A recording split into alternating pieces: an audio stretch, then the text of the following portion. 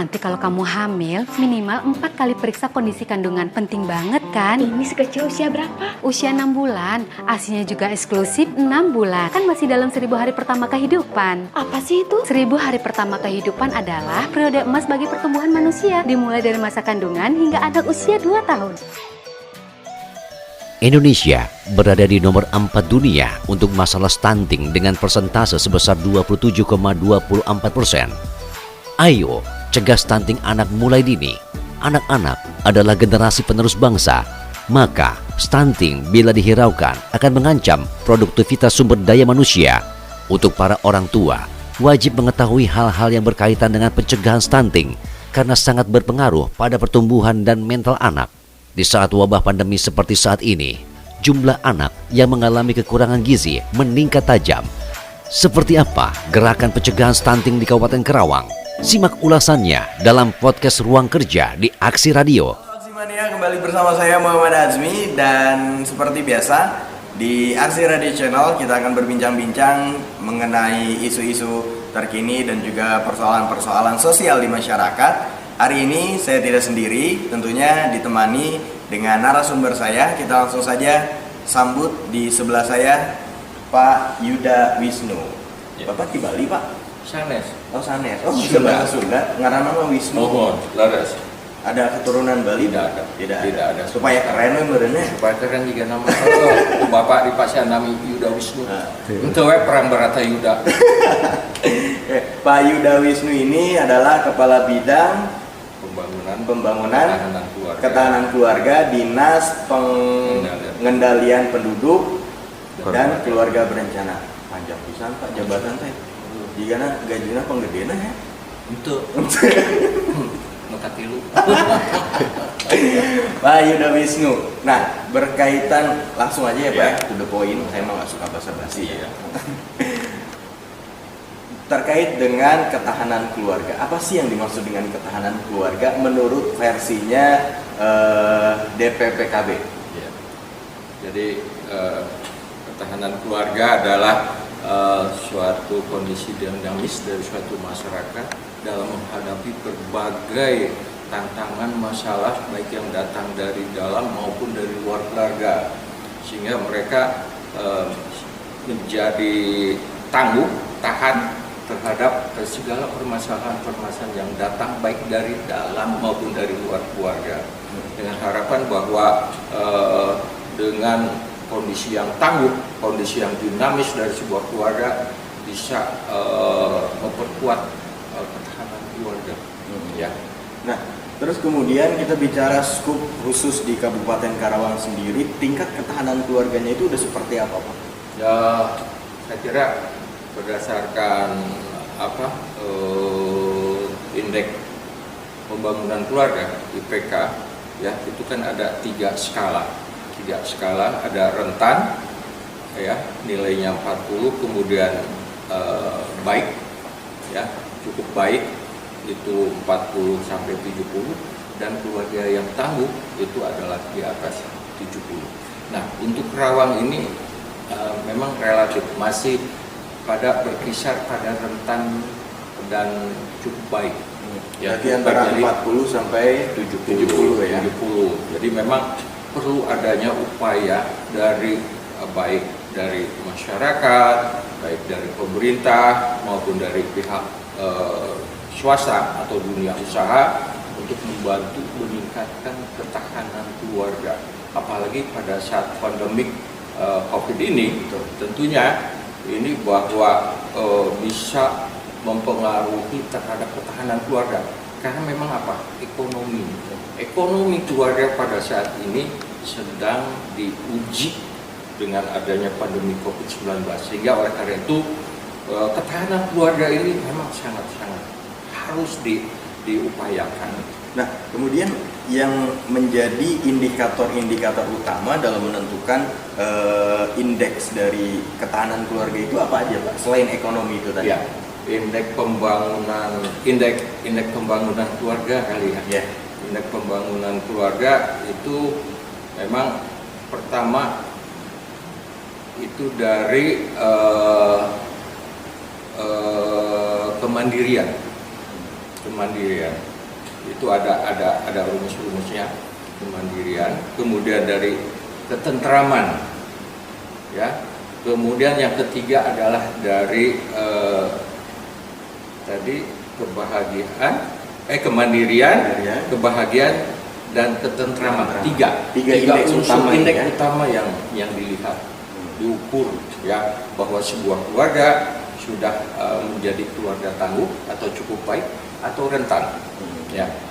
Nah itu Berarti itu juga kalau saya lihat tiga faktor itu kan kayak kebahagiaan, ya.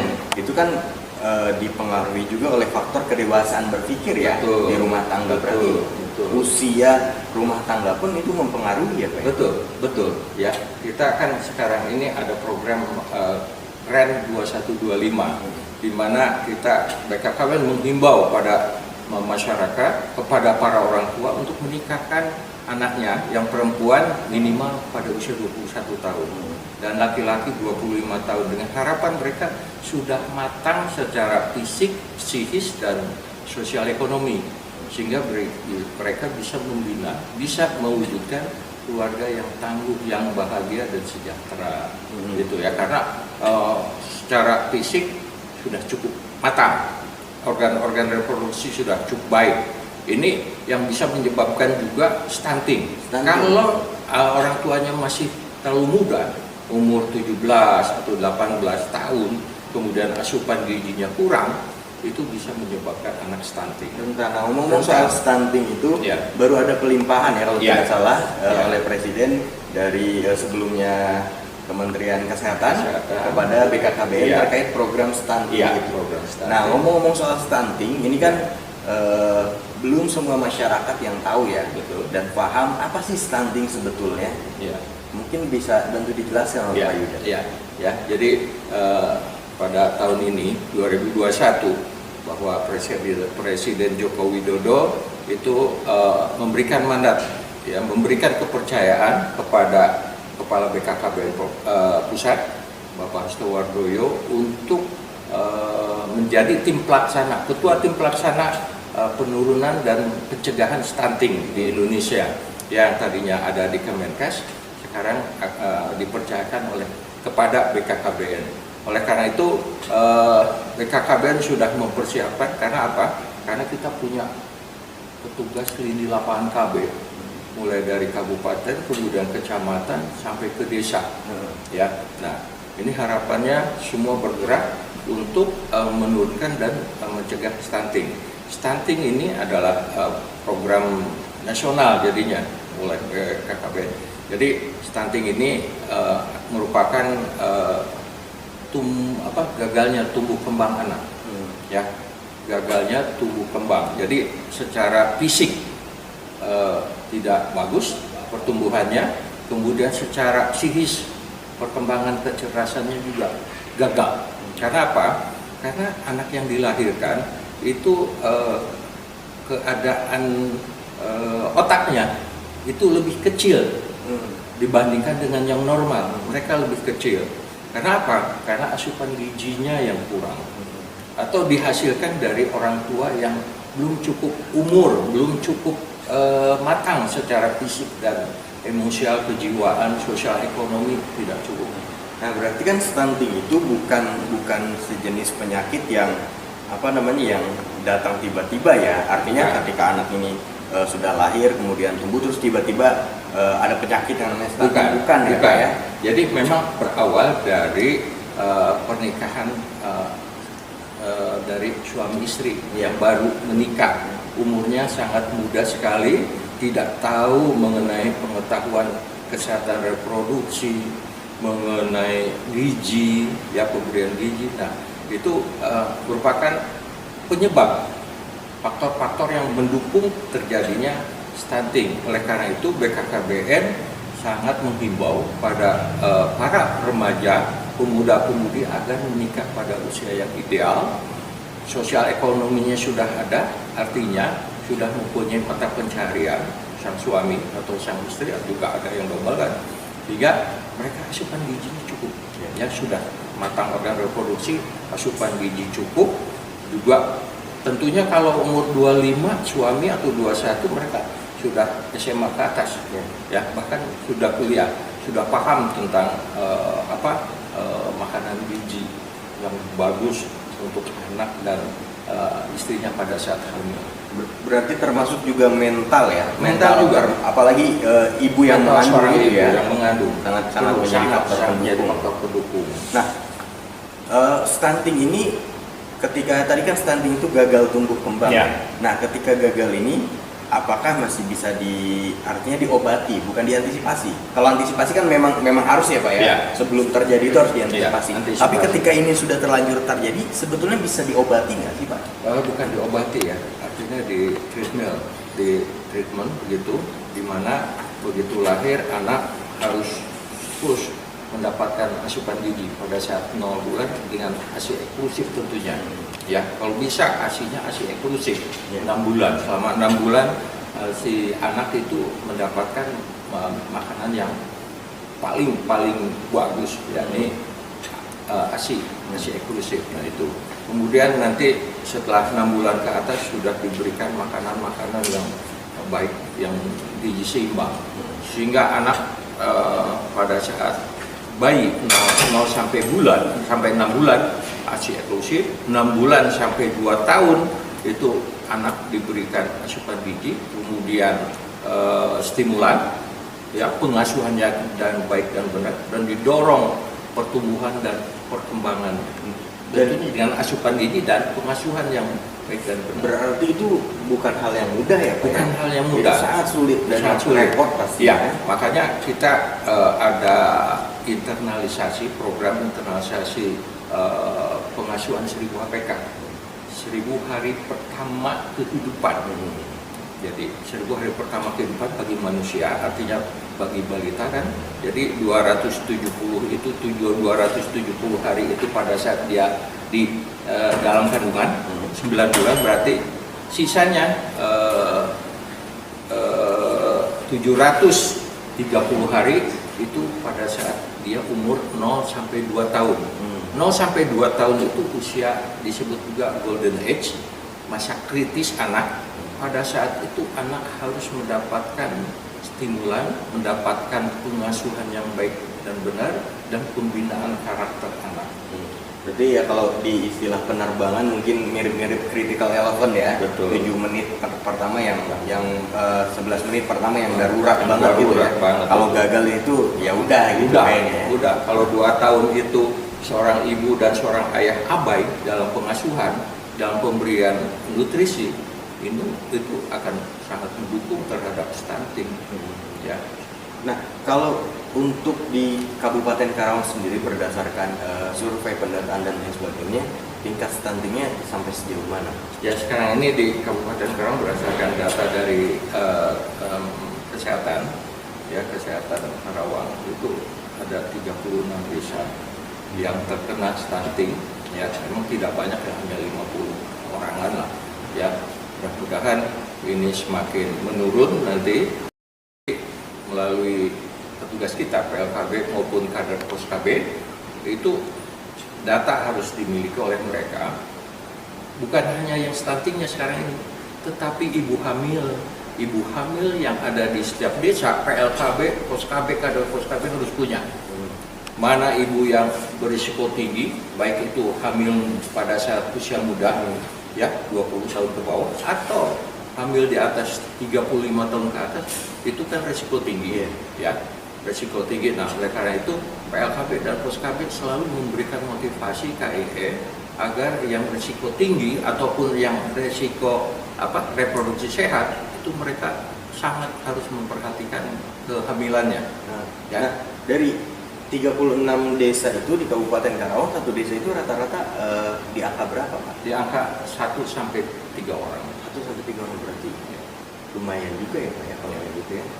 Artinya kalau menurut saya stunting itu bukan persoalan hanya sebatas individu, tapi lingkungan juga mempengaruhi. Lingkungan ya, Pak, mempengaruhi. ya? Jadi ketika satu desa misalnya lingkungan ada kultur di masyarakat nikah di usia muda, maka ya semua akan melakukan itu ya, hampir semua akan melakukan itu, dan itu berbahaya berarti. Ya. Jadi memang ada masyarakat yang di Karawang yang menikahkan usia kurang ideal ya. dan mungkin karena faktor ekonomi orang tua tidak mau terbebani kalau sudah menikah kan. Orang tua agak ada apa ya, tidak tenang lah, sudah selesai tenang, tugasnya gitu. Terus beban agak berkurang gitulah. Nah, artinya memang stunting ini menjadi program prioritas untuk bisa dihindarkan oleh masyarakat dengan berbagai upaya, baik personal individu masyarakatnya maupun didorong oleh pemerintah melalui DPPKB Pak ya. Dan pelaksanaan program-program sudah berjalan hari ini. Sudah berjalan dengan kita memberikan informasi-informasi tentang kita di 1000 HPK, 1000 hari pertama kehidupan kita akan melaksanakan pengasuhan 1000 HPK itu di 309 desa terbagi 4 termin. Bulan Mei kemarin sudah 77 desa, kemudian 78 desa di bulan Juli, kemudian September 77, dan terakhir November 77 desa. Jadi 309 desa dengan peserta 30 kali 309 lumayan, sekitar 1000 ibu hamil dan ibu baduta, artinya ibu yang mempunyai balita di bawah 2 tahun. Itu terpapar informasi 1000 HPK. Pentingnya bagaimana pengasuhan ya anak dari 0 bulan sampai 2 tahun. Itu yang penting selain pada saat kehamilan. Itu dalam rangka stunting, dan yang jelas bahwa stunting bukan keturunan. Terjadinya stunting bukan karena keturunan, tetapi merupakan keadaan perilaku masyarakat yang kurang memperhatikan asupan gizi, kemudian pengasuhan anak, dan memberikan makanan yang tidak begitu bagus ya. Terkadang kalau di daerah kan saat nangis kasih ciki kan, kasih ciki atau makanan yang kurang itulah ya, makanan warung gitu. Nah itu yang Nah, berarti pesannya untuk khususnya yang akan menikah dan juga mungkin sudah menikah, apalagi di usia muda yang usia masih rentan, harus betul-betul memaksimalkan memperhatikan gizi gizi kandungan. Kemudian setelah anak lahir juga harus dimaksimalkan, itu tadi 1000 hari pertama setelah kehidupan itu ya. Oke Pak Yuda, terima kasih banyak atas waktunya, atas informasinya. Mudah-mudahan apa yang kita diskusikan hari ini bisa diserap oleh masyarakat, sehingga tadi intinya stunting ini bisa betul-betul dipres, dorong sampai betul-betul jangan sampai ada satupun ya Pak. Sekali lagi terima kasih. Mudah-mudahan nanti kita ketemu lagi, kita ngobrol-ngobrol lagi. Dan kalau tadi ada 36 desa yang terpapar. Dan mudah-mudahan nanti kita ngobrol lagi udah nggak ada ya Pak ya. Amin. Oke, Aksi Mania itu dia obrolan saya bersama dengan Pak Yuda. Mudah-mudahan bisa diserap informasinya dan bermanfaat tentunya. Dan jangan lupa, saya juga mau mengingatkan untuk subscribe channel kita agar kita tetap semangat untuk memberikan informasi pada Aksi Mania semua. Dan untuk video ini di like dan juga di share sebanyak-banyaknya agar kita bisa bermanfaat untuk banyak orang. Saya Muhammad Azmi undur diri, terima kasih dan sampai jumpa. Radio siaran sosial dan niaga, akrab di telinga, dekat di hati.